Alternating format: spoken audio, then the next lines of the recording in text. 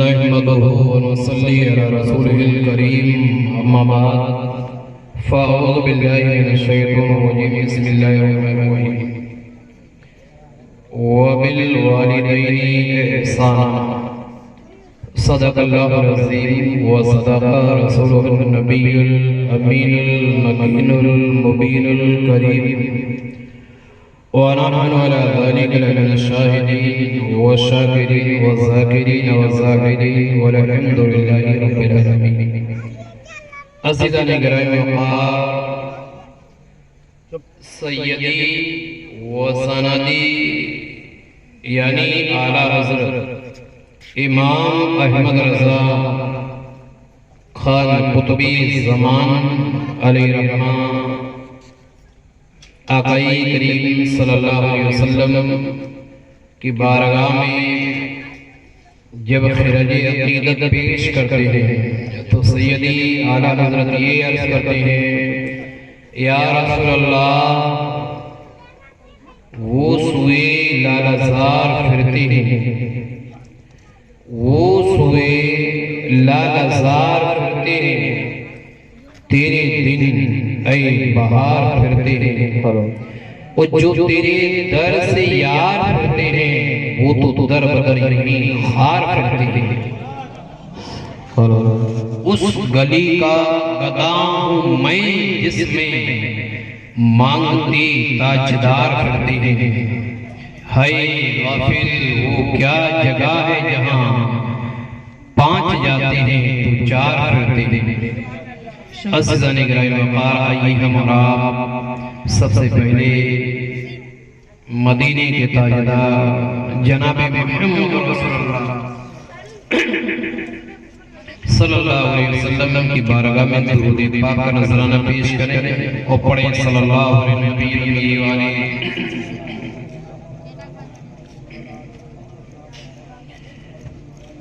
अज़ीज़ान गिरामी वक़ार, कुरान मुक़द्दस की आयतें करीमा के सामने पेश की। वबिल वालिदैनि इहसाना, इसका मतलब ये है कि अपने वालिदैन के साथ एहसान करो, यानी अपने माँ बाप के साथ हुस्ने सलूक करो, यानी यूं समझ लीजिए पापा मम्मी के साथ अच्छा बर्ताव करो, है ना? क्या करो? अच्छा बर्ताव। कैसा बर्ताव? ऐसा बर्ताव करो कि उन्हें बहुत खुशी हो, उन्हें आपको देखकर बहुत खुशी हो और आपके कारनामों को देख के भी बहुत खुशी हो।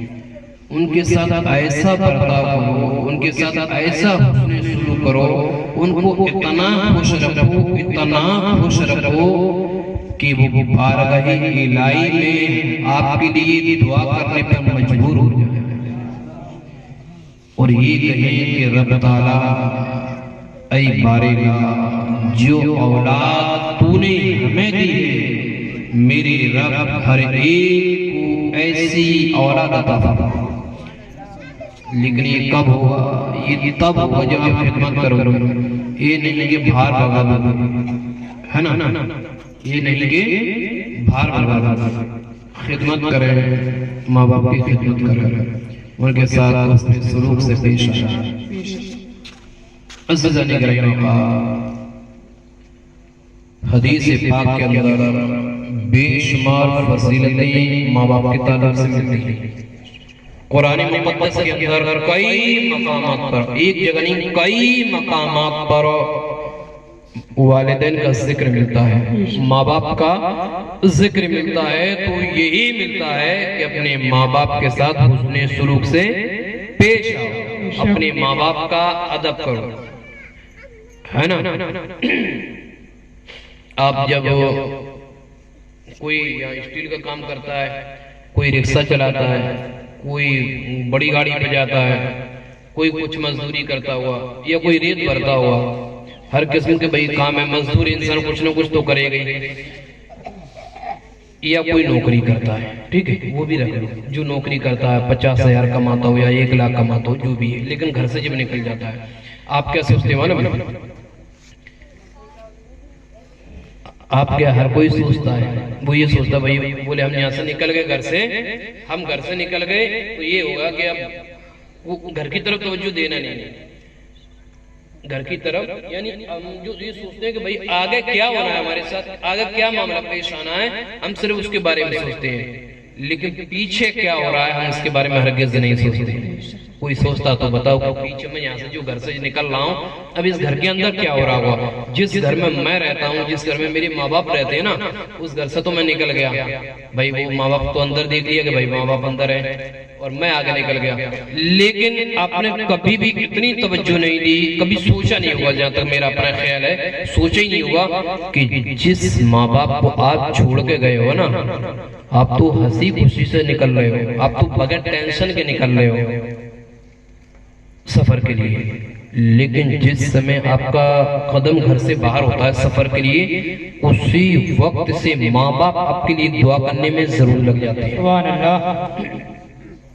वो दुआ जरूर करते हैं, और क्या दुआ करते हैं, अल्लाह हमारी औलाद हमारी नजरों से दूर जा रही है, अल्लाह हमारे बच्चे सफर पे निकले, अल्लाह ये मजदूरी पे निकले, मौला इनकी तू हिफाजत अता फरमा, इनकी तू हिफाजत अता फरमा, मेरे मौला इनको कोई तकलीफ ना पहुंचने पाए, इन्हें कोई तकलीफ ना पहुंचने पाए। ये दुआ करते हैं माँ बाप, किसके लिए, अपनी औलाद के लिए। सीखा किससे, पैगंबर इस्लाम से, किससे सीखा है, पैगंबर इस्लाम से, उनके परिवार और खानदान से, उनकी औलाद से। एक वाकया बता रहा हूँ, हालांकि मेरा मौजू नहीं है, ये मेरा मौजू नहीं है, इसलिए मैं शॉर्टकट में बयान करूंगा, सिर्फ मिसाल के तौर पर। वो वाकया मैं आपको सुना चुका हूँ मुहर्रम में, कि हजरत हसनैन यानी हसन और हुसैन जब गुम हो जाते हैं, चले जाते हैं, तो हजरत सैयदा फातिमा इंतजार करती हैं कि आज हसन और हुसैन नहीं है, तो सोचती हो सकता खेलने चले गए हों। थोड़ी देर के बाद क्या देखती हैं कि वो तो आए नहीं, फिर काफी टाइम हो जाता है, देखा कि वो तो आ ही नहीं रहे, पता नहीं शहजादे कहाँ चले गए, पता नहीं शहजादे कहाँ चले गए। तो इसी सोच में रहती हैं, जब दोपहर बीत जाता है, सुबह से गायब हो जाते हैं, जब दोपहर बीत गया, फिर हजरत सैयदा की आंखों से आंसू जारी हो गए, सैयदा की आंखों से आंसू जारी, किस लिए, औलाद के लिए, किस लिए, औलाद के लिए। हसन हुसैन तो निकल गए थे, उन्हें थोड़ी पता था कि हमारी अम्मी परेशान होंगी, हसन हुसैन तो चले गए थे, उन्हें बेचारों का पता, वो तो छोटे छोटे थे, एक 6 साल के थे, दूसरे 7 साल के थे, वो तो निकल गए, उन्हें क्या पता कि अम्मी परेशान होंगे। तारीख बताती है, इतिहास ये कहता है कि हजरत सैयदा फातिमा रोना शुरू कर देती, इतना रोती है कि उनकी जो बांदी होती है ना, बांदी उनकी, वो जब देखती है कि सैयदा रो रही है, तो वो फौरन हुजूर अलैहिस्सलाम के पास तशरीफ लाती हैं।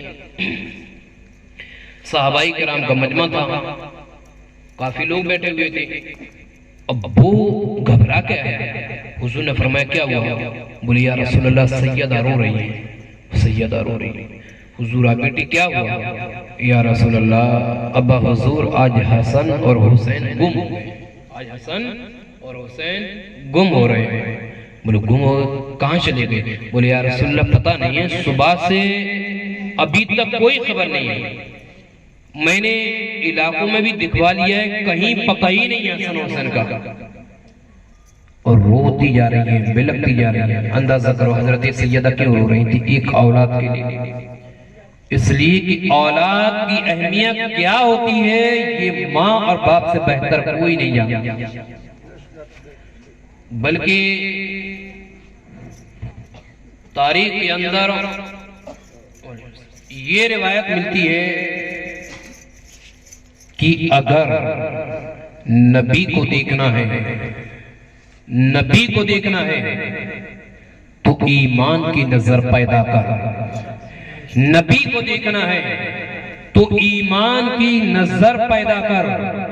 वली को देखना है तो अकीदत की नजर पैदा कर। नबी को देखना है तो ईमान की नजर पैदा कर। वली को देखना है अकीदत की नजर पैदा कर। औलाद को देखना है तो माँ बाप की नजर पैदा कर। अज़ीज़ान गिरामी वक़ार, तो सैयदा रो रही थी, मुस्तफा करीम तशरीफ लाए। सैयदा रो रही हो, अर्ज की अब्बा हुजूर शहजादे गायब हैं। अब्बा हुजूर सुबह से लेकर अभी तक दोपहर का वक्त गुजर चुका है और शाम होने के करीब है। बाबा हसन और हुसैन गुम है। तारीख कहती है मुस्तफा करीम ने फरमाया, शहजादी आंसू मत बहाओ, शहजादी आंसू मत बहाओ। शहजादी तुम्हारे आंसू बड़े कीमती है। शहजादी तुम आम शहजादी नहीं हो, तुम रसूल कायनात की शहजादी हो। तुम जन्नती औरतों की सरदार हो। तुम हसन और हुसैन की माँ हो। तुम अपने आंसुओं को मत बहाओ। तुम इमामुल अंबिया की बेटी हो, तुम आंसू मत बहाओ। तुम शेरे खुदा की बीबी हो, तुम आंसू मत बहाओ। तुम्हारे बच्चे कोई आम बच्चे नहीं है। तुम्हारे शहजादे कोई आम शहजादी नहीं है। बेटी अपने बेटों पर आंसू मत बहाओ। अरे ये तो वो बेटे हैं, तेरे शहजादे तो वो शहजादे हैं कि जब घर से तेरे शहजादे बाहर निकलते हैं तो रब ताला फरिश्तों को हुक्म देता है, ऐ मेरे फरिश्तों जाओ, हसन और हुसैन घर से बाहर निकल चुके हैं। ऐ मेरे फरिश्तों जाओ और हसन और हुसैन की हिफाजत में लग जाओ, कहीं उन्हें चोट न लगने पाए। अज़ीज़ान गिरामी वक़ार, वालेकुम सलाम। बिल आखिर एक वक्त ऐसा आता है, एक तारीख ऐसी मिलती है रिवायतों के अंदर, मुस्तफा करीम ने फरमाया, शहजादी आंसू मत बहाओ, तुम्हारे शहजादे बहुत अफजल हैं, तुम्हारे शहजादे बहुत निराले हैं। अरे सुनने भाई, समझ में आ रहा है? कहीं ऐसा तो ना मैं बोलूं आप लोग समझे ही नहीं। अभी ये समझ लो, हाफिज साहब ने फोन किया, अकील मामा बोल के आ गए थे भाई प्रोग्राम है। अभी कल भाई हम 3:45 बजे आए, टूंडला कल प्रोग्राम था हमारा 3:45 बजे। इससे पहले ग्वालियर था तो एकदम टाइम नहीं मिल पाता है ना। बस आप गौर से सुनिएगा, इंशाल्लाह बहुत कुछ समझ में आएगा, है ना। ठीक है, बस गौर से सुन लीजिएगा। तो हुजूर अलैहिस्सलाम ने फरमाया, शहजादी परेशान होने की जरूरत नहीं है, थोड़ी देर रुको। बिल आखिर ऐसा होता है, हुजूर नमाज पढ़ते हैं, जिब्रील हाजिर हो जाते हैं, या रसूल अल्लाह घबराने की कोई जरूरत नहीं है, शहजादे फलां बाग में मौजूद है, शहजादे फलां बाग में मौजूद है। अब वो बाग कैसा था मालूम है? वो बाग ऐसा था कि उसमें दरिंदे मौजूद थे, उसमें दरिंदे, चरिंद, परिंद। और कैसे चरिंदो परिंद? चुप रहे, चुप रहे, चुप, चिल्ला। अज़ीज़ान गिरामी वक़ार, ऐसे दरिंदे थे जो चीर फाड़ देते। मेरे नबी फरमाते हैं, जिब्रील क्या तुम्हें नहीं मालूम कि जिस बाग का तुम जिक्र कर रहे हो उसके अंदर जानवर हैं, कहीं हसन और हुसैन को चोट ना पहुंच जाए, चोट ना पहुंच जाए। हजरत जिब्रील अलैहिस्सलाम कहते हैं, या रसूल अल्लाह परेशान होने की जरूरत नहीं है, हसन और हुसैन तो अल्लाह की बारगाह में इतने मकबूल हैं, इतने मकबूल हैं या रसूल अल्लाह जिसका कोई जवाब नहीं। नारे तकबीर, नारे रिसालत, मसला के आला हजरत, मसला के आला हजरत, उलमाए अहले सुन्नत, नारे तकबीर। अज़ीज़ान गिरामी वक़ार, बोले इनका दर्जा बहुत ऊंचा है। या रसूल अल्लाह, जब आप हसन हुसैन को लेने जाएंगे ना, वहां जो मंजर आप देखोगे वो देखने के लायक होगा, वो देखने के लायक होगा। मुस्तफा फरमाते, जिब्रील क्या इरादा है? कहा, या रसूल अल्लाह चला जाए, या रसूल अल्लाह चला जाए। भैया अपने साथ रिश्ते चलते हैं का? आपने कहा भैया मैं चलो पानी भरना आज मोटर खराब है, तो बोले चलो पानी भरो, फरिश्ते जाएंगे है या चलो भैया हमारी भैंस गुम हो गई, भैंस खो गई है, अपनी जुबान में खो गई है, चलो भाई, बोले क्या फरिश्ते जाएगा? वो भी जिब्रील, वो जिब्रील जो तमाम फरिश्तों के सरदार, पैगंबर इस्लाम फरमाते हैं जिब्रील क्या इरादा है? कहा या रसूलल्लाह चला जाए। हुजूर जिब्रील और हुजूर के साथ सहाबाए किराम साथ हो लिए, बोले चलो। और जब चलते हैं बाग के अंदर, जैसे ही बाग के करीब पहुंचे, मेरे नबी ने क्या देखा कि हसन और हुसैन एक दूसरे को गले लगाए हुए हैं और एक फरिश्ता बाउंड्री के इस तरफ खड़ा है और दूसरा फरिश्ता बाउंड्री के उस तरफ खड़ा है। सुभान अल्लाह। दोनों तरफ से शहजादों की हिफाजत हो रही है। इससे अंदाजा लगा सकते हैं हसन और हुसैन का क्या आलम है। और यहां मिसाल देने का मामला ये था कि औलाद औलादी होती है, औलाद औलादी होती है, चाहे तो वो इंजीनियर बन जाए, आईजी बन जाए, एसपी बन जाए, डीएसपी बन जाए, वकील बन जाए, कोई भी ओहदा पाले, या एक गरीब भैंस चराने वाला हो, या रेत भरने वाला हो, या मजदूरी करने वाला हो, माँ की नजरों से तुम देखोगे खुदा कसम एक ही नजर आएगा। सुभान अल्लाह। दुनिया के अंदर आप देखिएगा, आज हम ये देखेंगे भाई मालदार कितना है, इसकी जेब भरी है नहीं भरी, इसकी जेब भरी है नहीं, इसकी खाली है। और जिसकी जेब भरी होगी हम उससे ताल्लुकात रख लेते हैं, लेकिन जिसकी खाली हो उससे इससे यार छोड़ो, इससे छोड़ो, इससे छोड़ दो। इसीलिए तो कहा जाता है कि जब लड़का जब बाहर जाता है ना काम में, सऊदी चला जाए, दुबई चला जाए, या कहीं और भी चला जाए, या मुरैनी देख लो, अपना मुरैनी चला जाए, जब आता है ना लड़का नौकरी करके, तो भाइयों की नजर कहाँ होती है? भाइयों की होती है बैग, वाह भाई कुछ ला रहा है या नहीं? बहनों की नजर बोले जेब पर, भाइयों की नजर कहाँ होगी? बैग पर। बहनों की नजर जेब पर, बीवी की नजर पूरे माल पर। बेशक सुभान अल्लाह, सच्चाई है ना? अरे भाई सच्चाई बता रहा हूं मैं। एक की नजर बैग पर, दूसरी की जेब पर, तीसरी की पूरे माल पर। लेकिन चौथे जो हमारे माँ बाप हैं, अल्लाह कसम उनकी नजर जो होगी ना तो जेब पर होगी, ना बैग पर होगी, ना पूरे माल पर होगी, बल्कि माँ बाप की जो नजर होगी वो औलाद की सेहत पर। सुभान अल्लाह, सुभान अल्लाह। वो औलाद की सेहत होगी कि कहीं हमारी औलाद कमजोर तो नहीं होगी, बेशक कहीं हमारी औलाद दुबली तो नहीं हो गई।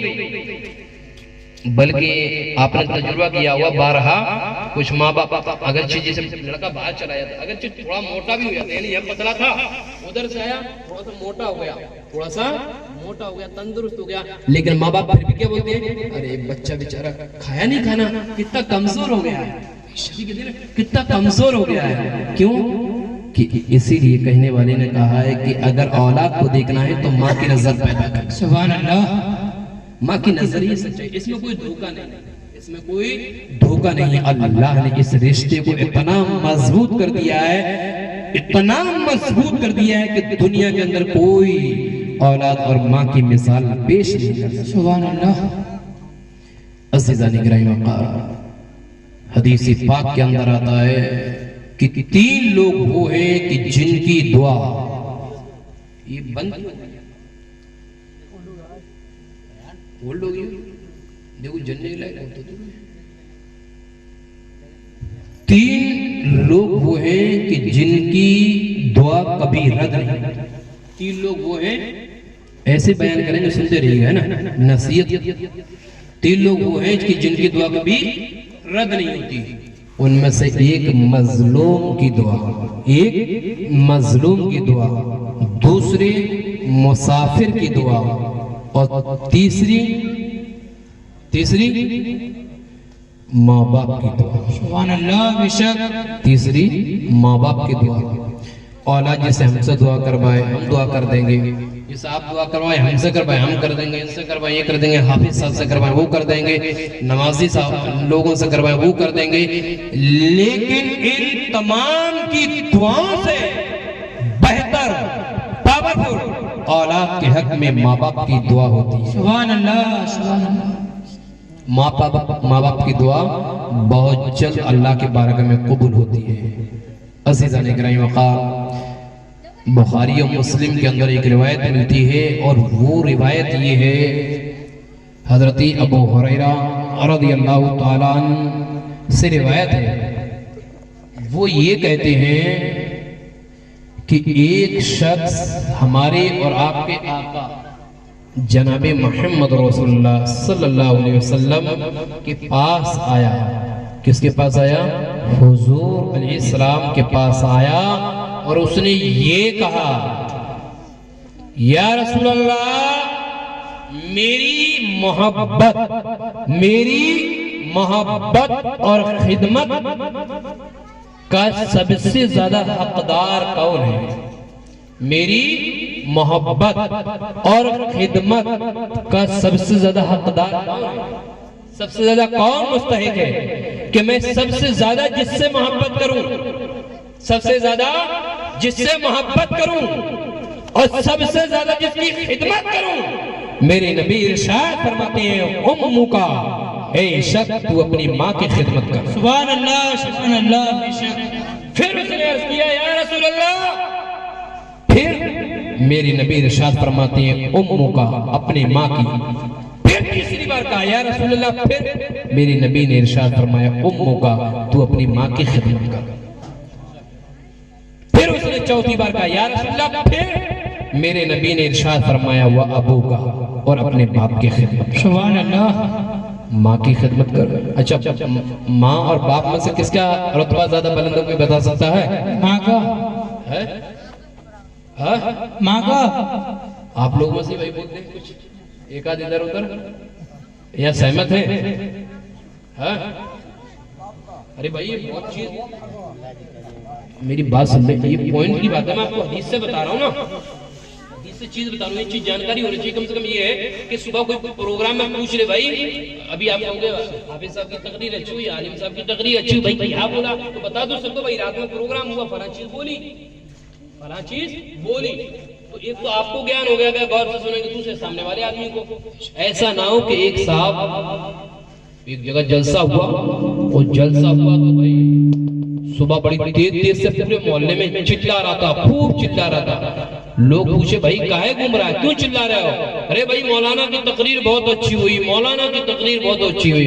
किसी ने पूछ दिया, साहब क्या हुआ, तकरीर अच्छी हुई? बोले हाँ। बोले चलो मौलाना ने क्या बोला बताओ जरा। बोले बस यही नहीं पता। क्या बोले? बस यही नहीं पता। तो उन्होंने क्या सुना? उन्होंने सिर्फ सुना कि मौलाना चीख रहे थे, मौलाना चिल्ला रहे थे, ये तकरीर अच्छी, लेकिन क्या बोला वो नहीं पता, है ना? तो सुन, तो किसका, माँ या बाप का? तो चलो हम आपको बता दें, माँ बाप दोनों का रुतबा बुलंद होता है, बस फर्क ये है कि माँ का रुतबा बाप से ज्यादा होता है। माँ का रुतबा बाप से ज्यादा होता है। उसकी वजह मैं आपको बता रहा हूँ, दुनिया की मिसाल, तजुर्बे की चीज बता के जा रहा हूँ, बड़े गौर सुने। एक शख्स है, उसने शादी की, एक शख्स है, उसने शादी कर ली। उसके बाद ये है कि उसकी बीबी का इंतकाल हो गया, एक औलाद उसके पास है, उसने दूसरी शादी कर ली। अब देखिएगा, जो नई बीबी आई है, जो नई औरत आई है, अब उससे जो बच्चे हो जाए, एक हो जाए, दो हो जाए, तीन हो जाए, जो भी हो जाए, अंदाजा कर लीजिएगा, तजुर्बा कर लीजिएगा, कसम खुदा की, जो पहले बच्चे पर बाप का वो मन नहीं रहेगा जो अब जो औलाद हो रही है इस पर जो मन रहेगा, बाप का वो मन नहीं रहेगा। लेकिन माँ की नजर में उस औलाद का मकाम वही होगा जो पहले था, अगर ऐसा औलाद माँ के साथ। एक अपने ही इलाके में मुरैना से 13-14 किलोमीटर एक गांव है, बहुत बड़ा गांव पड़ता है, जिसको काजी बसी बोलते हैं। काजी वसी के अंदर एक निकाह हुआ था, शादी हुई थी। इत्तेफाक की बात यह कि तलाक हो गया, और तलाक हो गया तो उससे एक लड़का था। अब एक जो लड़का था तो उसको बाप ने तो कबूल कर लिया, बाप ने दूसरी शादी कर ली, लेकिन अब जो दूसरी औरत से जो औलाद पैदा हुई उसको बाप बहुत ज्यादा मोहब्बत करता, इसको नहीं मानता है। लेकिन उस पहले वाले जो लड़का है, इसकी मां ने जो निकाह किया है, वो उस लड़के को आज भी वही मोहब्बत देती है जो अपनी औलाद को मोहब्बत देती है। आपको यकीन नहीं होगा कि ईद के दिन भी वो इसके लिए कपड़े, क्यों कि वो जानती है ये औलाद को मैंने ही पैदा किया है, ये मेरी ही हुई, वतन से, मेरे ही वतन से इसकी पैदाइश हुई। इसलिए माँ का रुतबा बहुत आला और बहुत अफजल है, और माँ बाप का मकाम इतनी जगह हदीस पाक में आया, यहाँ तक कि हजरत अब्दुल्ला इब्ने अब्बास रज़ी अल्लाह तआला अन्हुमा ये कहते हैं कि जो शख्स, हदीस सुना रहा हूं, बड़े गौर से सुनेंगे, तबरानी की ये रिवायत, हजरत अब्दुल्ला इब्ने अब्बास ये कहते हैं कि माँ बाप का मकाम औलाद की नजर में बहुत बुलंद होना चाहिए, इसलिए कि औलाद की खातिर माँ बाप बड़ी परेशानियां झेलते हैं, बड़ी मुसीबतें झेलते हैं। मुस्तफा करीम फरमाते हैं माँ बाप का मकाम ये होता है, इनका दर्जा ये होता है कि अगर माँ बाप का औलाद मोहब्बत से, प्यार से, अगर औलाद प्यार से, मोहब्बत से सिर्फ एक बार चेहरा देख ले तो अल्लाह एक हज्जे मकबूल का सवाब देता है। क्या मतलब ये है कि अगर कोई औलाद अपनी माँ का चेहरा या अपने बाप का चेहरा देख ले, लेकिन कैसे, ऐसे नहीं कि अरे यार इसको और देख लिया कहीं ये 2-4 रुपए मुझसे नहीं मांग ले, ऐसे नहीं, बल्कि इस नियत से देखे कि मोहब्बत से देखे, अल्लाह ये मेरे वालिद हैं, अल्लाह ये मेरी माँ है, अल्लाह मेरे माँ बाप को सलामत रख, अल्लाह इनकी उम्र में इजाफा फरमा। मेरे नबी ये इरशाद फरमाते हैं कि एक बार जिसने देख लिया एक हज्जे मकबूल का सवाब। अब हज्जे मकबूल का क्या मतलब होता है वो भी सुन ले, उन्हें आपके समझ में नहीं आ गया हज्जे मकबूल क्या बोल गए। हज का मतलब होता है, सभी जानते हैं, करने जाते हैं भाई, और मकबूल का मतलब ये है कि वो हज, बहुत से लोग हज करते हैं तो क्या सभी के हज कबूल हो गए? अरे भाई 100 लोग हज करते हैं तो 100 के जरूर तो नहीं 100 के कबूल हो गए, 100 के रद्द हो जाते हैं। ऐसे ऐसे गुनाह कर बैठते हैं, उनको कबूल ही नहीं होते, अल्लाह की बारगाह में हज कबूल ही नहीं होते। लेकिन ये वो हज का सवाब मिलेगा, मुस्तफा करीम फरमाते हैं हज्जे मकबूल, यानी वो हज जो अल्लाह की बारगाह में कबूल हो चुका। नारा तकबीर, नारा तकबीर, रिसालत, मसला के आला हजरत, उलमा अहले सुन्नत, नारा तकबीर। तो भाई जब अल्लाह के नबी फरमा ही रहे थे, अल्लाह के नबी फरमा ही रहे थे, हदीसें बता ही रहे थे, और सहाबा जानते थे कि जो मुस्तफा की ज़बान से निकल गया तो निकल गया, और जो निकल गया वो सच हो गया, क्योंकि मेरे नबी अपनी तरफ से कुछ बोलते ही नहीं, मुस्तफा तो वही बोलते हैं जो रब। कुरान मुकद्दस के अंदर रब इरशाद फरमाता है, अरे ये मेरा हबीब है, ये मेरा महबूब है, ये तमाम नबियों का सरदार, अरे ये तो वो नबी है कि अपनी तरफ से कुछ नहीं बोलता, ये तो वही बोलता है जो हम, ये तो वही बोलता है जो हम बोलते हैं। साहबा ने सोचा आज पूछ ही लिया रसूल अल्लाह से, पूछ ही लिया जाए कि या रसूल अल्लाह जरा और आगे इरशाद फरमा दे। साहबा ने सोचा अल्लाह के नबी है, रहमतें नाज़िल हो रही है, अल्लाह के नबी है, मिल रहा है तो ले लो, मिल रहा है तो ले लो, इस समय दे रहे हैं दामन फैला दो, ताकि आगे वाली जो उम्मत होगी, आगे वाले जो लोग होंगे, कम से कम उनके लिए भी फायदा हो जाए। तो साहबा ने अर्ज किया या रसूल अल्लाह अलैहिस्सलातु वस्सलाम कुछ सवाल कर सकते हैं? मुस्तफा ने फरमाया बोलो साहबी। बोले या रसूल अल्लाह अगर कोई अपनी माँ का, अपने बाप का 100 मरतबा एक दिन में चेहरा देखे तब भाई घर के अंदर रहेंगे तो 100 का 200 मरतबा देख लो, 100 का 200 देख लो, 50 देख लो, जितना टाइम मिले उतना देख लो। बाप का चेहरा देख लो, माँ का चेहरा देख लो। मुस्तफा से फरमाया, अर्ज किया कि या रसूलुल्लाह अगर 100 बार देख ले तो मेरे नबी ने फरमाया अगर तुमने 100 बार भी अगर देखा तो भी अल्लाह तुम्हें हज्जे मकबूल कर सकता। इस समय हज करने में कितना पैसा खर्च हो रहा है भाई? है कोई बता सकता है? यहाँ 5 लाख रुपए खर्च हो रहा है इसमें। 4.5 और 5 के दरमियान एक में खर्च हो रहा है। कितना? बोलो भाई और जोर से और बुलंदावाज से 4 या 5 लाख खर्च हो रहा है। तो अब भाई 4-5 लाख रुपए नहीं है तो क्या करे? क्या करे? बस भाई अगर ऐसा मैटर पेश आ गया तो माँ बाप का चेहरा देखो और इसको आम मत समझिएगा कि अरे ये हुजूर ने फरमा दिया कहां सवाब मिलेगा। मुस्तफा ने जो फरमा दिया वही शरीयत है, मुस्तफा ने जो फरमा दिया वही हक है, वही सच। और उनके एक एक लफ्ज पर हमारा ईमान और अकीदा भी, हुजूर ने जो फरमा दिया वही सच और वही हक है। तो कल से दीदार करेंगे, करेंगे पक्का।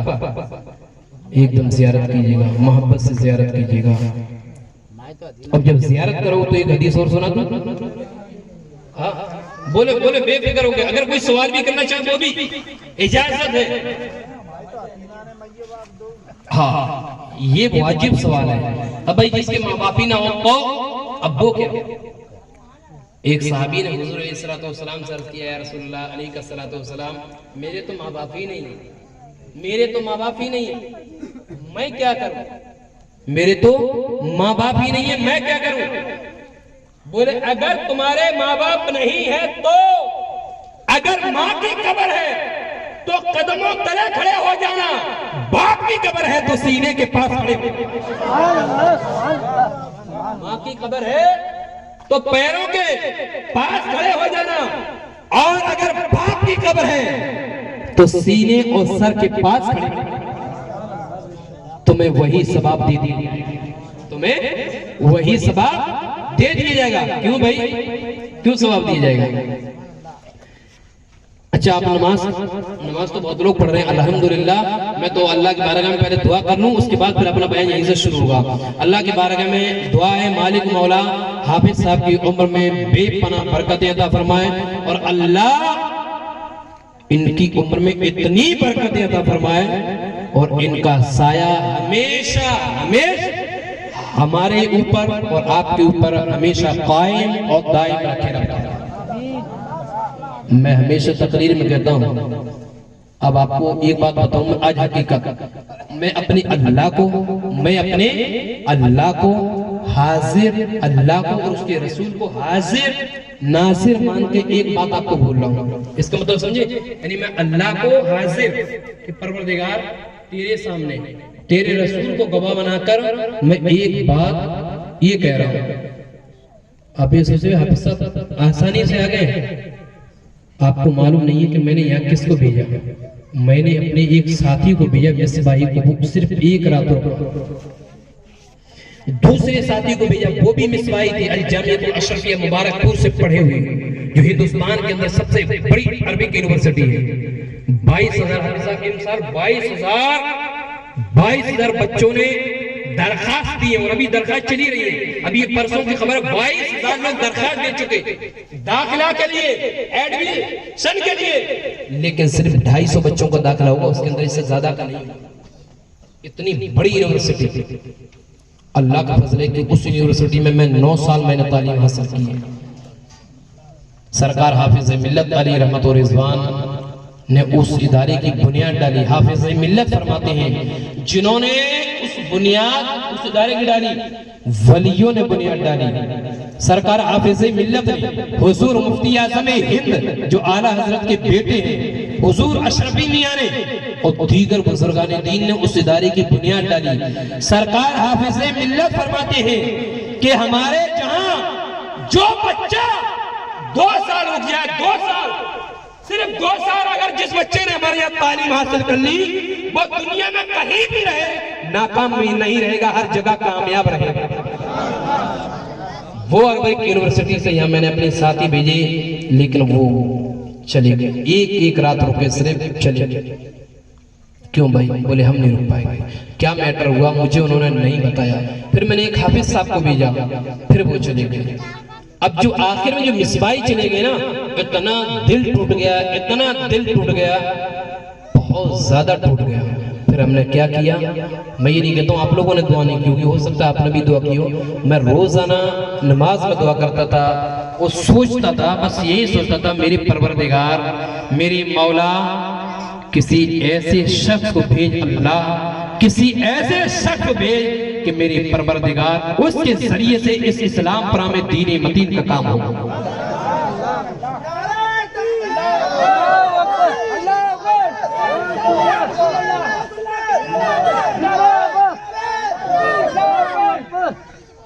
अल्लाह का लाख लाख शुक्र है, एहसान है परवरदिगार का कि पता नहीं मेरी दुआ कबूल हुई है या आप लोगों में से किसकी दुआ कबूल हुई है। बहरहाल जिसकी भी दुआ कबूल हो, अल्लाह ने वो दुआ जरूर कबूल फरमा ली है। आज एक मौलाना साहब आपके नमाज में आए, शायद आप लोगों ने ख्याल किया हुआ, अलापुर के मौलाना साहब आए थे।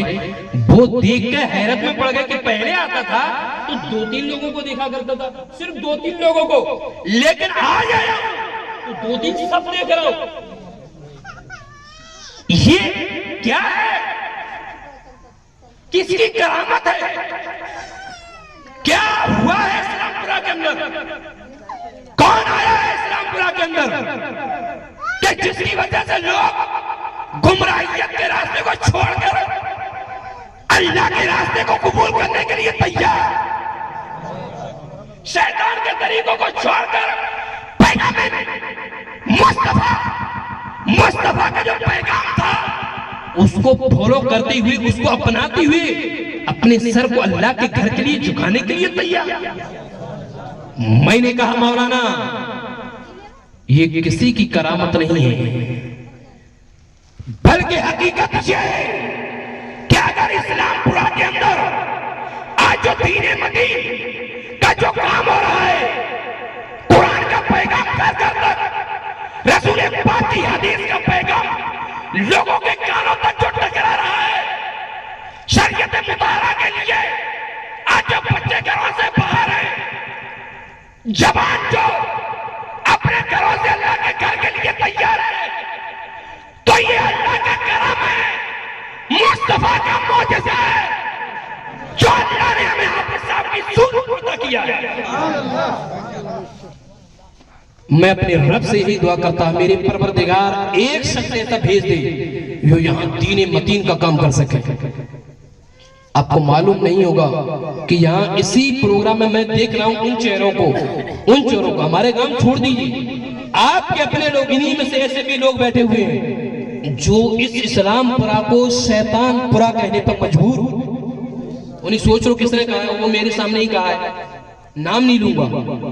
इस्लामपुरा को शैतानपुरा क्यों? इसलिए कि यहाँ इतना माहौल खराब था, इतना माहौल खराब था, दीनी लोग तुम्हारे यहाँ भी नहीं है।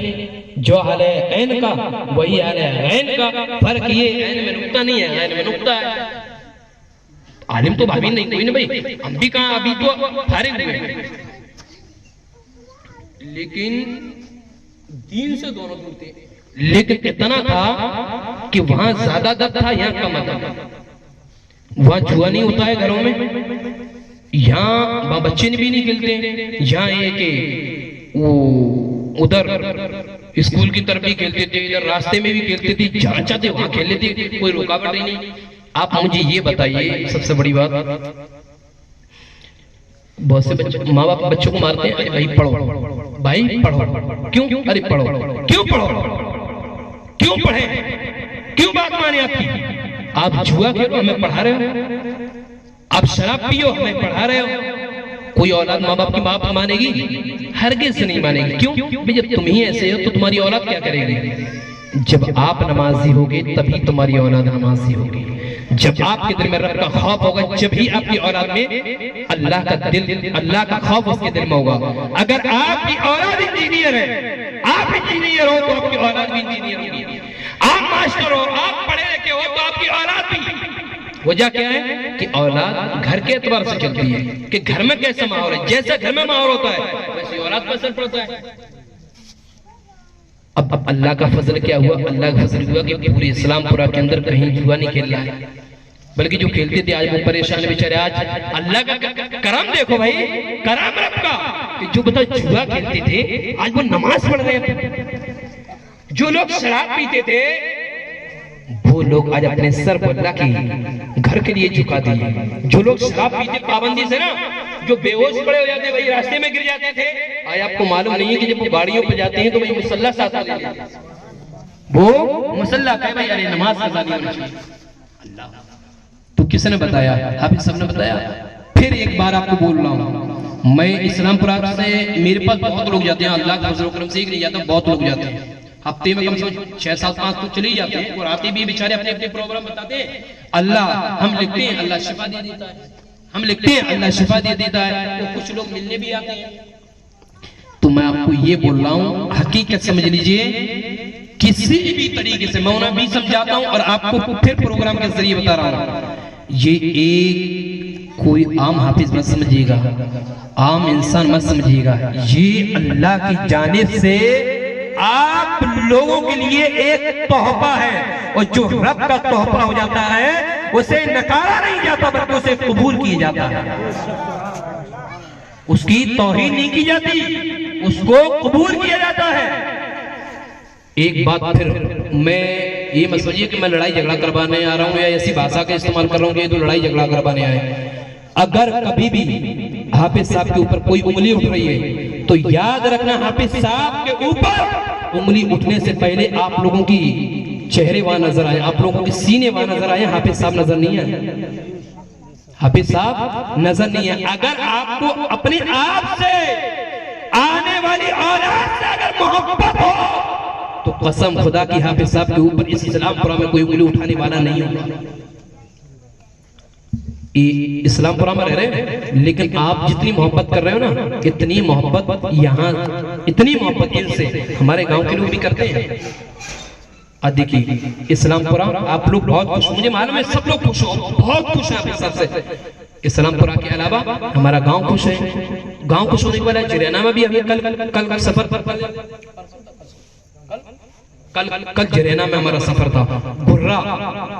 आप यकीन नहीं करेंगे कि चारों गांव में सिर्फ एक बात होती है और वो होती है हाफिज साहब के ताल्लुक से। अब भाई को हमारे को पूछो, एक दिन ये हुआ था मुरैना शहर की मस्जिद, गांव की मस्जिद नहीं, गांव में तो कुछ ही बोल दो, शहर की मस्जिद, मैं तकरीर कर रहा था, अल्लाह कसम पूरी तकरीर हाफिज साहब के ऊपर कर दी मैंने, पूरी तकरीर। और जब मैंने हाफिज साहब के ऊपर बोला है तो लोग ताज्जुब में पड़ गए, आखिरकार कौन है ये? मैंने कहा एक आम इंसान, एक आम इंसान, इंसान की सूरत में अल्लाह का करम है। इंसान की सूरत में अल्लाह का करम है। लोग वो भी खुश हो गया, सुभान अल्लाह की सदाएं लगा रहे हैं। अब आप ये बताओ मैं कौन हूं, कोई बता सकता है? मैं एक आलिम हूं, मैं कारी भी हूं अल्हम्दुलिल्लाह, मैं मौलवी भी हूं अल्हम्दुलिल्लाह, मैं आलिम भी हूं अल्हम्दुलिल्लाह, मैं फासिल भी हूं अल्हम्दुलिल्लाह। इतना कोर्स, ये क्या है? सिर्फ हाफिज। क्या है? सिर्फ हाफिज। कारी होंगे तो मुझे अभी इल्म भी नहीं है, मौलवी तो नहीं है, आलिम तो नहीं है, फाजिल नहीं है, फिर मैं इनकी तारीफ क्यों कर रहा हूँ? क्या फायदा है? और अल्लाह कसम खा रहा हूँ, हकीकत रात का समय इनके सामने कह रहा हूँ, मैं नहीं जानता हूँ ये कहाँ से आए हैं, अभी भी मुझे नहीं पता कहाँ से आए हैं, हकीकत बता रहा हूँ। हाफिज साहब कहाँ गए? मुझे तो हकीकत रामपुर, अब मुझे पता है रामपुर से, और मुझे ये भी नहीं पता किसने बुलाया है, और ना हमारी कभी ऐसी गुफ्तगू हुई, और ना ये पता कैसे आए हैं। आखिरकार हम इनकी मोहब्बत में क्यों घायल हैं, इनसे इतनी मोहब्बत क्यों है? आखिरकार ये कोई रिश्तेदार भी नहीं है, कोई परिवार के लोग भी नहीं है, फिर इनसे मोहब्बत क्यों? मोहब्बत इसलिए कि ये दीनी भाई है, सिर्फ दीन के लिए इनसे मोहब्बत है, क्योंकि जो दीन का काम करता है उससे बेपनाह मोहब्बत है। हमारा एक ही मकसद है, मेरा तालीम के दौरान ये मकसद यही था कि मैं दीन मतीन का काम बहुत करूंगा। अल्लाह के फजल से आज सुबह से लेकर शाम तक अकील मोहम्मद जाते हैं, वो देखते हैं, मैं तारीफ नहीं कर रहा हूं, मैं तो कुछ भी नहीं हूं, लेकिन मैं ये कि रातों दिन दीन के काम में लगा रहता हूँ, दीन के काम में जरूर लगा रहता हूँ कि दीन का काम ज्यादा से ज्यादा हो। तो बस तकरीर में शुरू कर रहा हूँ, कुछ बातें हो गई, इस बातों को बोलना जरूर था। आप लोग कभी हाफिज साहब को यहाँ से जाने मत दीजिएगा, कभी जाने मत दीजिएगा। अगर आपने यहाँ से जाने दिया तो जाएंगे नहीं। क्रिकेट देखते हैं, क्रिकेट देखते ना, मारते भाई छक्का, बोले ऊपर चली जाती है, तो एक आता सब ऐसे ले लेता है, कैसे ले लेता है, ऐसे, भाई आउट हो गया। तो आप आउट हो जाओगे और हमारा गांव कैच कर लेगा, आप आउट हो जाओगे, हमारा गांव कैच कर लेगा, क्योंकि हमारे यहाँ मीटिंग हो चुकी है, 2 मीटिंग हो चुकी है। नहीं तो सरपंच से मालूम कर लीजिएगा, सरपंच साहब भाई सबसे मालूम कर लिया, हमारे यहाँ मीटिंग हो चुकी है कि अगर इस्लामपुरा जब तक हाफिज साहब को रख रहे वो रखे, अगर हाफिज साहब इस्लामपुरा से जाते हैं तो चाइना की सरजमीन से जब तक इनकी अपनी मर्जी नहीं होगी हाफिज साहब कहीं नहीं जाएंगे। इसलिए मैं आपको बोल रहा हूं, अनमोल तोहफा, अनमोल नगीना, इस तोहफा को कभी बर्बाद मत करिएगा, इस तोहफे को कभी मत खोइएगा, इसको हमेशा अपने दिल से लगाई रखिएगा, पहला काम। और दूसरी बात ये, देखो मैं एक चीज आपको और बता रहा हूं, देखिए आप एक फैमिली वाले इंसान हो, देखो महंगाई का दौर है, महंगाई का दौर है, अगर बुरा लग रहा हो तो बोल दीजिएगा, लेकिन मैं सच्चाई बयान कर रहा हूँ। मीलाद का मतलब मीलाद तो हो ही रही है भाई, बता ही रहे हैं, ये तमाम चीजें अमल करने की चीज होती है ना मीलाद में। महंगाई का दौर है, महंगाई का है ना, जो भी सदर हो, खजानची हो, सेक्रेटरी हो, आप लोग मशवरा करें। 8,000 से कुछ नहीं होगा, 8,000 से क्या होगा? आप बताओ, 5 अगर फैमिली में लोग हों, अब बताओ इनको घर पे भी भेजना पड़ता होगा, इन्हें अपना भी खर्चा करना पड़ता होगा, 8,000 में क्या होगा? तो कम से कम इनकी तनख्वाह 10,000 करिए, है ना। शबे कदर जो आए ना, इसी में आप ऐलान कर दीजिएगा हाफिज साहब की तनख्वाह 10,000, ठीक है। जो लोग अपने आप से देना चाहे वो दे सकते हैं, उन पर क्या पाबंदी भी नहीं है, लाजिम भी नहीं, जो देना चाहे वो दे सकते हैं, लेकिन शबे कदर में 10,000 का ऐलान आप लोग कर दीजिएगा, ठीक है। अब आगे देखें, तो मैं ये अर्ज कर रहा था कि माँ बाप की बड़ी अहमियत होती है, माँ बाप की बड़ी फजीलत होती है। मुस्तफा करीम सल्लल्लाहु अलैहि वसल्लम फरमाते हैं, तिर्मिज़ी की रिवायत, मुस्लिम के अंदर, मिशकात के अंदर एक रिवायत मिलती है, हुजूर फरमाते हैं, हजरत अबू हुरैरा से रिवायत है, ताअतुल्लाह ताअतुल्लाह ताअतुल वालिद मसियतुल्लाह मसियतुल वालिद, रवाहु तिर्मिज़ी मुस्लिम व मिशकात। हजरत अबू हुरैरा फरमाते हैं, मेरे नबी ने इरशाद फरमाया कि जिसने अपने बाप की फरमाबरदारी की, अपने बाप से मोहब्बत की, मुस्तफा फरमाते हैं उसने अल्लाह से मोहब्बत की, और जिसने अपने बाप की तौहीन की, जिसने बाप को सताया, तो समझ लो कि उसने अल्लाह की नाफरमानी की, और जिसने अपने बाप की नाफरमानी की तो अल्लाह की नाफरमानी की, और जिसने अल्लाह की नाफरमानी की तो उसके लिए जहन्नम का दरवाजा हमेशा हमेशा के लिए खुला है। मेरे नबी ये इरशाद फरमाते हैं कि अगर औलाद के लिए अगर माँ बाप दुआ कर दें तो अल्लाह वो दुआ औलाद के हक में माँ बाप की बहुत जल्द कबूल फरमा लेता है। यहां तक की रिवायतों के अंदर आता है कि अगर माँ बाप औलाद के ऊपर जुल्म करे, जुल्म, तब भी औलाद के लिए हुक्म शरअ ये, शरीयत का हुक्म ये है कि ये का अदब हमेशा ही करता है। अच्छा, एक मसला यहाँ आपको बताऊं, अगर माँ काफिरा है, काफिरा का मतलब समझे, काफिर, माँ काफिर, हम मुस्लिम हैं, अब उसका अदब करेंगे, कोई बता सकता है भाई? माँ काफिर है, हम मुस्लिम हैं, अब माँ तो जाहिर सी बात है, जब काफिर है तो भूतों को पूछती होगी, अल्लाह को तो इबादत नहीं करती होगी, अल्लाह को तो नहीं पूछती होगी, वो नमाज़ें पढ़ती नहीं होगी, तब उसका अदब करें या नहीं करें? मेरे नबी इरशाद फरमाते हैं, अगर माँ काफिरा है, काफिरा, तब भी उसका अदब करो, तब भी उसका अदब करो। इससे अंदाजा लगा सकते हैं माँ बाप का क्या आलम होता है। एक रिवायत, बड़ी प्यारी रिवायत है, वो आपको सुना रहा हूं, बड़े गौर से सुनिएगा। एक शख्स नज़ा के आलम में था। जो लोग गुस्ताखियां करते हैं ना, बेअदबी से बोलते हैं ना, हुजूर फरमाते, एक हदीस पहले सुनने फिर सुनाने जा रहा हूँ। हुजूर फरमाते हैं कि जब तुम्हारे माँ बाप जब थोड़े बड़े हो जाए ना, बुढ़ापे को पहुंच जाए ना, जब तुम्हारे माँ बाप बुढ़ापे को पहुंच जाए तो उन्हें उफ तक मत कहो। अपने माँ बाप को उफ तक मत कहो। क्यों? अगर तुमने उनको उफ तक कह दिया और अगर उनका दिल दुख गया तो यकीन जाने कि दुनिया भी बर्बाद हो गई और आखिरत भी तुम्हारी खराब। मुस्तफा करीम फरमाते हैं कि एक शख्स नशा के आलम में था। किसके आलम में? नशा का आलम। नशा का मतलब मौत का वक्त उसके लिए करीब था। मौत आने वाली थी। इतनी देर में लोग उसे कहते, भाई कलमा पढ़ लो, भाई कलमा पढ़ लो, भाई कलमा पढ़ लो, इसको आप बड़े गौर से सुन लो, इसको आप बड़े गौर से सुन लो, इसको गौर से सुनो। कहा कलमा पढ़ लो। अब वो कलमा पढ़ ही नहीं पा रहा है। लोग कह रहे भाई कलमा पढ़ ले, लेकिन कलमा ही नहीं पढ़ पा रहा है। हुजूर अलैहिस्सलाम को खबर हुई, पैगंबर इस्लाम तशरीफ लाए। जब मेरे नबी आए, हुजूर ने फरमाया भाई कलमा पढ़ो। बोले या रसूल अल्लाह मैं क्या करूं? मेरी ज़बान ही नहीं निकल रही है, मेरी ज़बान से कलमा अदा ही नहीं हो रहा है, मैं कलमा ही नहीं पढ़ पा रहा हूं। मेरे नबी ने फरमाया, लोगों इसने कौन सा गुनाह किया है? लोगों ने कहा या रसूल अल्लाह ये वो शख्स है जो अपनी मां को सताते थे।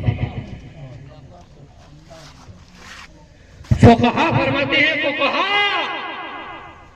फुक़हा जो कुरान और हदीस को अच्छी तरह समझते भी है और समझाते भी है, वो फुक़हा फरमाते हैं कि अगर जिसने अपने माँ बाप को सताया होगा, परेशान किया होगा, तो मौत के वक्त वो कलमा उसको नसीब नहीं होगा, उसको कलमा पढ़ने की तौफीक नहीं होगी। उसको जो अपने माँ बाप को जिसने सताया होगा, जिसने माँ बाप की तौहीन की होगी। लोगों ने कहा या रसूल अल्लाह ये अपनी माँ को सताता था। पैगंबर इस्लाम ने इसकी माँ को बुलाया, कहा मखदूमा, मोहतरमा, औलाद तुम्हारी तड़प रही है, मौत का वक्त है, लिहाजा इसे माफ कर दो। माँ ने कहा या रसूल अल्लाह अगर आपका हुक्म हो तो मैं इसको माफ कर दूं, लेकिन या रसूल अल्लाह ये वो औलाद है जिसने आज तक कोई दिन हमें ऐसा नहीं दिखाया जिससे हमें सुकून मिल सके। इसने हर दिन वो दिखाया है, कोई दिन ऐसा नहीं हुआ या रसूल अल्लाह जिस दिन इसने अपनी माँ के आंसू आंखों से न देखे। इसने 8 आंसू रुलाया या रसूल अल्लाह, इसने बहुत तकलीफ पहुंचाई है या रसूल अल्लाह, इसने बहुत परेशान किया है।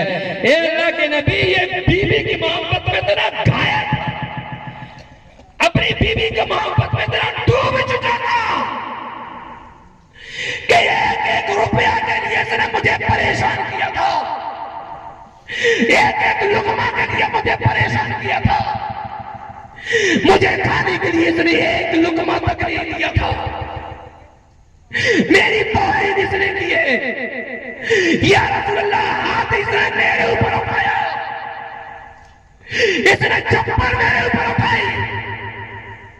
कोई औलाद ऐसी होगी जो अपने माँ के ऊपर हाथ उठाए, इसने मुझे तकलीफ पहुंचाई, इसने मुझे बुरा कहा, इसने मुझे गालियां दी है और या रसूल अल्लाह इसने मुझे घर से बाहर कर दिया। या रसूल अल्लाह ऐसी औलाद होती है, ऐसी औलाद ना होने से बेहतर तो ये था कि औलाद ही ना होती। पैगंबर इस्लाम जनाब मोहम्मद रसूलुल्लाह फरमाते हैं, मखदूमा तुम्हारी कहानी सच्ची है, लेकिन औलाद बहुत बुरी वक्त ही दुनिया की कहानी है, आखिरत का मामला कुछ और है। आज इस औलाद को माफ कर दे। अगर तूने आज इस औलाद को माफ ना किया, आज तूने इस औलाद को माफ ना किया, इस औलाद को अगर तूने नहीं बख्शा, तो मखदूम सुन ले, ये तेरी औलाद जरूर है, नाफरमानी की है, लेकिन दुनिया के ऊपर की है। मखदूमा माफ कर दे, अगर माफ ना किया तो ये याद रख कि जहन्नम के सबसे निचले तबका में तेरी औलाद को अल्लाह डाल देगा, लिहाजा माफ कर दे। औरत ने कहा या रसूल अल्लाह, अगर आप कहते हैं तो इस औलाद को मैं माफ कर देती हूँ। जैसे ही माँ ने माफ कर दिया, पैगंबर इस्लाम फरमाते हैं ऐ शख्स अब कलमा पढ़ो। फौरन उसने कहा ला इलाहा इल्लल्लाह मुहम्मद रसूलुल्लाह और फौरन इंतकाल कर गया, फौरन इंतकाल कर गया। इस रिवायत से हमने क्या समझा, इससे हमने क्या सीखा? इससे ये सीखा, और ये कहानी नहीं है, ये कहावत नहीं है, ये हकीकत है, हकीकत। और ये मेरी मुस्तफा की जबान से निकली हुई कलीमात है कि जो भी माँ बाप का गुस्ताख होगा, जिसने माँ बाप को सताया होगा, उसकी जबान से मरते दम कलमा नसीब उसको हरगिज नहीं होगा। माँ बाप का बड़ा रुतबा है, इसकी बड़ी अजमतें हैं। माँ बाप का अदब हमेशा करना। मेरी नबी इरशाद फरमाते हैं, लोग इधर जाते हैं नमाज पढ़ते हैं, भाई चलो नमाज पढ़ लो, कहा है अरे जन्नत देखना है। क्या लेना है? नमाज किस लिए पढ़ते मालूम है? कोई बताएगा?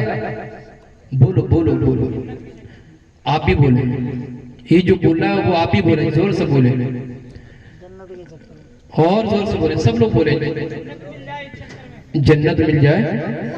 समझ में नहीं आ रहा है? तो बोलो, बुलंद आवाज से बोलो सुभान अल्लाह, हाथ उठा के सुभान अल्लाह अल्हम्दुलिल्लाह।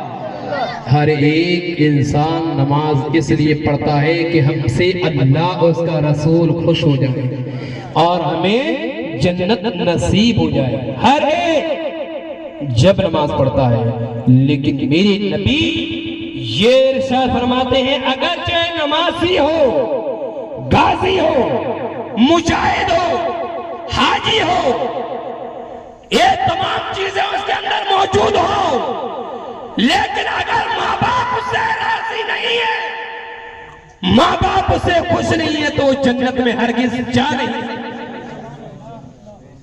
जन्नत में जाने के लिए हम क्या क्या चीज नहीं ढूंढते। दुनिया के तमाम मुल्कों को घूम लेते हैं, हर एक जगह ढूंढ लेते हैं। हाफिजों मौलवियों से पूछते हैं जन्नत कहाँ है, जन्नत कैसे नसीब होगी? तो हाफिज और आलिम तो यही कहेंगे जो शरीयत मुस्तफा कहेगी, हुजूर की हदीस कहेगी, तो ये कहेगी ऐ लोगों, जन्नत इधर उधर मत ढूंढो, जन्नत ढूंढना है तो माँ के कदमों को चूम लो, वही तुम्हारी जन्नत है। लेकिन जन्नत में डायरेक्ट कैसे जाओगे? पहले दरवाजा मिलेगा। घर के अंदर भाई घुसोगे तो पहले दरवाजा मिलता है ना, पहले क्या मिलता है? क्या मिलता है? दरवाजा। तो बगैर दरवाजे कैसे घुसोगे? पहले दरवाजे की कुंडी खोलना जरूरी है, जरूरी है कि नहीं कुंडी खोलना?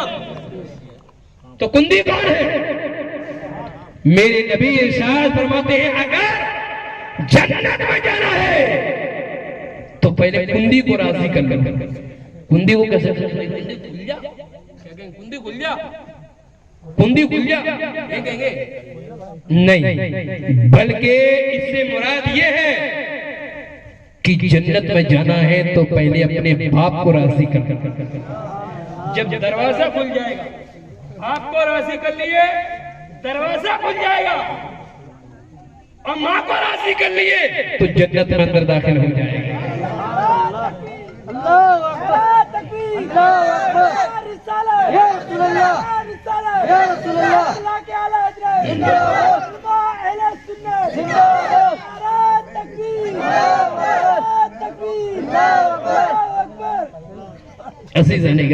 एक वाकया सुनने, टाइम बहुत काफी हो चुका है, सिर्फ एक वाकया, इससे अंदाजा लगाएं कि माँ का मकाम रब की बारगाह में क्या होता है। हजरत मूसा अलैहिस्सलाम ने रब की बारगाह में अर्ज किया कि मौला मौला, मेरा हश्र किसके साथ हुआ? मेरा हश्र किसके साथ? रब ने इरशाद फरमाया मूसा तुम्हारा हश्र एक कस्साब के साथ होगा। कौन कस्साब? जो जानवर ज़िबा करता है ना, कसाई अपनी ज़बान बोलते हैं, क्या बोलते हैं? कसाई। बोले उसी के साथ तुम्हारा हश्र होगा। मूसा अलैहिस्सलाम चौंक गए, कसाई के साथ? कसाई? कहां पैगंबर, कहां नबी, कहां नबी, कहां पैगंबर, और वो भी कोई आम पैगंबर नहीं, मूसा। कौन? मूसा। कौन मूसा? अरे वो मूसा इतने जलाली थे, इतने जलाली थे कि मलकल मौत आए इनके पास साहब, मामा साहब, मलकल मौत इनके पास आए। हजरत मूसा ने पूछा कौन हो? कहा इजराइल। कहा इजराइल। किस लिए आए हो? क्या कहा किस लिए आए हो? बोले रूह निकालने के लिए। तारीख के अंदर आता है मूसा अलैहिस्सलाम ने ऐसा तमाचा मारा, ऐसा थप्पड़ मारा कि मलकल मौत की दोनों आंखें बाहर निकल कर। कौन की? मलकल मौत की। कौन मलकल मौत जानते भाई? हाँ? कुछ तो पता हुआ है, कुछ तो बोलो। जो इस्राइल अलैहिस्सलाम जो रूह निकालते हैं ना, रूह, अब मिसाल के तौर पर हमारी रूह निकाले तो हमसे पूछेंगे कहा साहब तुम्हारी रूह निकाल लेंगे? नहीं, अल्लाह का हुक्म निकाल के चले जाएंगे। वो नहीं पूछते किसी से, वो नहीं पूछते किसी से। रूह जब निकालते हैं उसकी से एक मिसाल दे दूं। जो बेरिया का दरख्त है यहाँ लगा हुआ था ना, अभी भी लगा है, कट गया। अब ये दुपट्टा है ना, रुमाल, इसको पहले पूरी तरीके से बिल्दा दो, कांटे घुस जाए पूरी हकीकत, और फिर इतना कोना छोड़ देना, ठीक है, और इतना पूरा बिल्दा देना। फिर इसको खींचना तो दुपट्टे का क्या हाल होगा? क्या हाल होगा? कैसे फटेगा? एक अगर डायरेक्ट फाड़ो ना तो उसको ज्यादा तकलीफ नहीं होगी, लेकिन अगर चितरे चितरे करके फटे तो क्या होगा? कितनी तकलीफ होगी। इसी तरीके से मेरे नबी इरशाद फरमाते हैं, तो दुनिया की छोटी सी मिसाल है, जब रूह निकलती है तो मुर्दे को इतनी तकलीफ होती है, इससे कई गुना ज्यादा तकलीफ। हजरत सबसे पहले जो अच्छा एक मालूमात बोल लेने आप, जो सबसे पहले रूह निकालने का हुक्म हुआ किसको हुआ मालूम है? जिब्रील अमीन को। किसको? जिब्रील अमीन को। जो जिब्रील उसकी रूह निकाल रहा, और जब जिब्रील गए कि रूह निकालने इतनी तकलीफ हुई तो जिब्रील अमीन वहीं छोड़े आए। बोले इतनी तकलीफ रूह निकालने में, छोड़ दी भाई।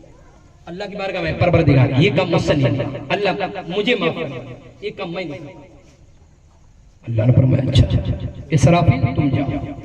अब इसराफील गए, जब हो गए तो वही तकलीफ, उन्होंने भी वही छोड़ दिया। अल्लाह की बारगाह में परवरदिगार ये काम मुझसे नहीं होगा, मेरे रब माफ कर दे, ये काम नहीं होगा। अल्लाह का हुक्म कि जाओ रूह निकालो, फरिश्ते आ रहे, फरिश्तों के दिल में रहम आ गया। इससे अंदाजा लगा सकते हो कि रूह निकालने में कितनी तकलीफ होती होगी। फिर भाई दूसरे फरिश्तों को हुक्म हुआ जिनका नाम मीकाएल है, बोले भाई तुम जाओ, और मीकाएल को हुक्म हुआ। जब ये गए तो इन्हें भी वही तकलीफ ये भी छोड़े। अल्लाह ये काम मुझसे नहीं होगा, का इजराइल तुम जाओ। ये गए भाग फौरन निकाल अल्लाह की बारगाह में पेश कर।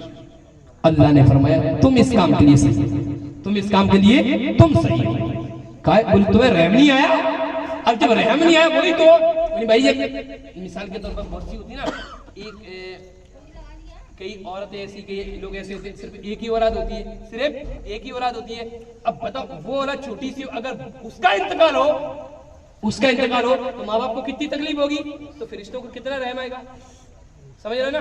वो इसके ताल्लुक बोले भाई रहम आएगा तो ये काम ही नहीं कर पाएंगे, ये तो उसको काम दो जिसको रहम ना आता हो।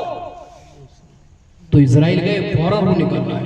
इतने जलाली इजराइल भी थे, तो ये सोचे बोले कि किसी के आम के पास गए तो कहा रूह निकालने आया, रूह निकालने आया तुम? बोले हाँ। बोले जैसे ही करीब आए ऐसा तमाचा मारा कर फौरन अल्लाह की बारगाह में कि अल्लाह तूने किस बंदे के पास भेज दिया, तूने किस बंदे के पास भेज दिया।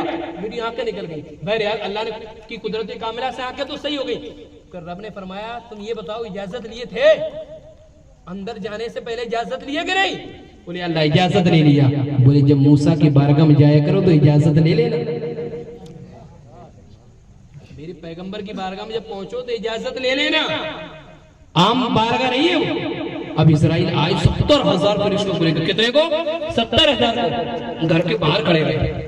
घर के बाहर खड़े रहे, दस्तक दी। फिर मूसा ने कहा कौन? कहा इजाजत है। बोले कौन हो? कहा इजराइल हूं। किस लिए आए हो? बोले अल्लाह के हुक्म से। बोले चलो आओ। क्या काम? बोलो। बोले काम ये है कि अल्लाह ने फरमा दिया है कि आप पहले गीला हाथ कर ले, फिर बछड़ा की पीठ पर हाथ रख दे, जितने बार आपकी हथेली में लग जाएंगे आपकी उम्र उतनी बढ़ा दी जाएगी। मूसा इतने जलाली थे, अल्लाह का हुक्म है कि हाँ। बोले चल रू निकाल, चल रू निकालो, कोई उम्र नहीं बढ़ाने। रू निकाल के ले गए। इतने जलाली मूसा पैगंबर, इतने जलाली, यहाँ तक कि कुरान मुकद्दस के अंदर 15 पारे के अंदर जिक्र होता है सुब्हानल्लाज़ी असरा बिअब्दिही लैलन मिनल मस्जिदिल हराम इलल मस्जिदिल अक़सा, कि पाक है वो ज़ात जो ले गया रातों रात अपने हबीब को मस्जिद हराम से लेकर मस्जिद अक़सा तक। यानी हुजूर जब शबे मेराज अल्लाह से मुलाकात करने गए तो देखा कि एक शख्स अल्लाह से बुलंद आवाज में कड़क अंदाज में गुफ्तगू कर रहा था। हुजूर ने फरमाया जिब्रील ये कौन है जो अल्लाह से इस अंदाज में गुफ्तगू? हजरत जिब्रील ने कहा या रसूलल्लाह ये हजरत मूसा है, हजरत मूसा है। इनकी आवाज में कड़क है, अल्लाह इनकी बातों को बुरा नहीं। इतने कड़क मूसा। और उन्होंने अल्लाह की बारगाह में दुआ की, अल्लाह मेरा आशिक किसके साथ होगा? बोले कसाई के साथ। कसाई के साथ गुस्सा नहीं आएगा? अरे गुस्सा आएगा ना, आएगा ना। मिसाल के तौर पर जैसे कि अभी मैं ये कहूं कि 1-1 लाख रुपए भाई 11 लोगों में तकसीम कर दूं, है ना, और कुछ सड़े सड़े यानी अच्छे से नए नए नोट एक तरफ, और भाई फटे फटे पूरे पुराने बोले भाई ये शरीर मामा को दे दो, तो इनको गुस्सा नहीं आएगा? बोले यार इन्हें नए मुझे पुराने वो भी फटे फटे, गुस्सा आएगा ना? गुस्सा क्या आएगा? तो बोले एक पैगंबर एक नबी का आशिक एक कसाई के साथ। बोले अल्लाह मैं उन्हें देखना चाहूंगा। बोले फला है। बहरहाल शॉर्टकट में बयान कर रहा हूं, टाइम ज्यादा हो गया। तो वहां मूसा अलैहिस्सलाम पहुंचे। बोले यार कसाई के साथ हो रहा है, इसका मतलब ये कोई नेक काम तो कर रहा होगा, कोई बुलंद मकाम तो इसका, वो जब एक पैगंबर के साथ हो रहा है। तो गए, सुबह से खड़े रहे उसकी दुकान पे। कहा कौन? बोले ए शख्स मैं तेरा मेहमान। मूसा ने कहा मैं तेरे मेहमान। बोले खड़े। बहरहाल नाश्ता वगैरह करा और खड़े रहे। और खड़े होने के बाद सुबह से लेकर शाम तक मूसा खड़े रहे, सुबह से लेकर शाम तक। लेकिन उसने कोई भी नेक काम नहीं किया, कोई नेकी नहीं, कोई नेक काम नहीं। मूसा अलैहिस्सलाम भाग गए, यार इसने कोई नेकी नहीं करी है, सुबह से कोई नेक काम नहीं किया है, किसी की मदद नहीं की, खाली गोश्त काटा, इसका कौन सा नेक अमल है? चलो देखा जाएगा। कहा चलो देखा जाएगा। रात हुई शाम में, बोले चले। बोले कसाई के साथ मूसा गए, और जब जाते हैं घर पहुंच जाते हैं तो कसाई ने कहा भाई अब ये बताओ क्या मेरे साथ खाना खाओगे या अकेले में खाओगे? बोले क्या मतलब? बोले अगर अभी खाना है तुम्हें अभी तो अकेले खाओ, और बाद में खाना है तो मेरे साथ खाओ। बोले इसमें हिकमत? बोले कब खाओगे? आप ही के साथ खा लेंगे, आपके साथ ही खा लेंगे। बोले ठीक है। हजरत मूसा अलैहिस्सलाम वक्त गुजर गया तो हजरत मूसा अलैहिस्सलाम ने क्या देखा कि वो शख्स अपनी माँ के कमरे में गया, माँ के कमरे में गया और क्या देखा कि उसकी माँ बूढ़ी थी और चारपाई पे लेटी हुई थी और उसके दांत नहीं थे। एक शख्स खाना बना कर लाया, खाना बनाकर और सब्जी में लुकमा देता तो पहले अपने मुंह में रखता, पहले उस लुकमे को चबा लेता और चबाने के बाद जब नरम पड़ जाता उसको निकाल कर अपनी माँ के मुंह में रख देता। जब माँ के मुंह में रख देता वो लुकमा, हजरत मूसा देखते हैं और देखने के बाद मूसा पैगंबर समझ जाते हैं कि हो ना हो यकीनन अगर इस कसाई का मकाम बुलंद है तो इसकी माँ की दुआओं पर नतीजा खिलाता रहता है।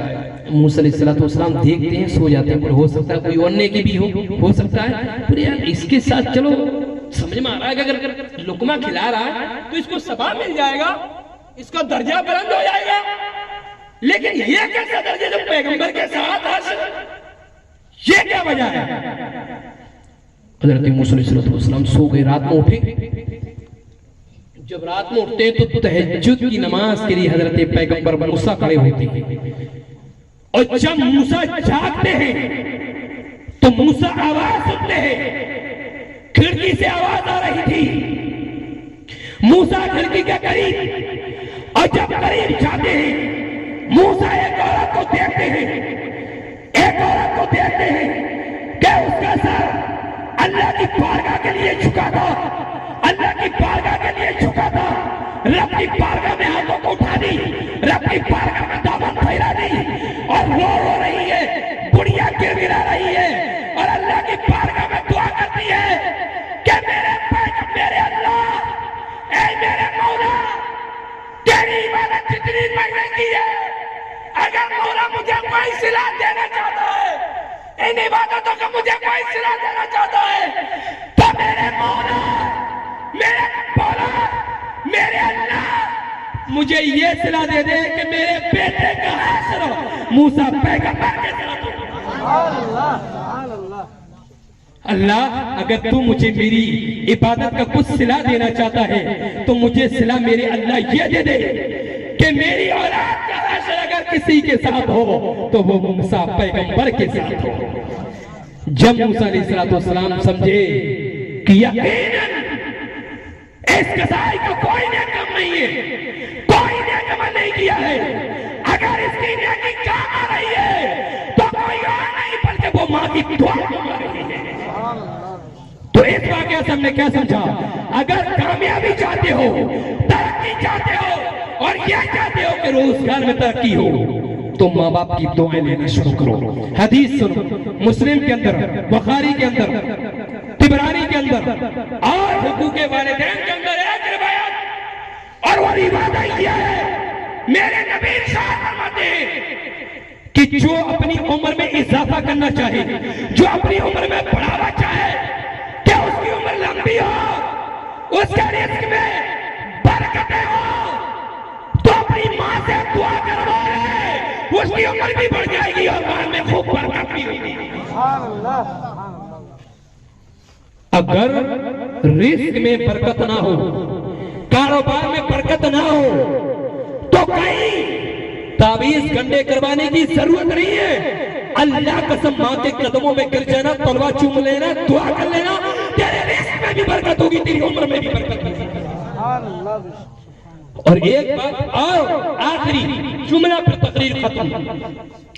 मेरे नबी इरशाद फरमाते हैं कि अगर जिससे उसके माँ बाप अगर नाराज है तो जितनी इबादत करना चाहे कर ले, जन्नत तो दूर की बात है, जन्नत की खुशबू तक उससे बाहर किसी। और अगर उसके माँ बाप उससे राजी है, खुश है, तो यकीन जानो कि तुम्हें जन्नत का टिकट तुम्हारे हाथों में है। रब की बारगाह में दुआ है, अल्लाह तबारक व तआला हम तमाम को अपने वालिदैन, अपने माँ बाप के साथ हुस्न सलूक करने की तौफीक अता फरमाए। रब ताला उनकी इज्जत करने की तौफीक अता फरमाए, उनका एहतराम करने की तौफीक अता फरमाए, अल्लाह उनसे मोहब्बत करने की तौफीक अता फरमाए। अस्सलामु अलैकुम व रहमतुल्लाहि व बरकातुहू। अस्सलामु अलैकुम।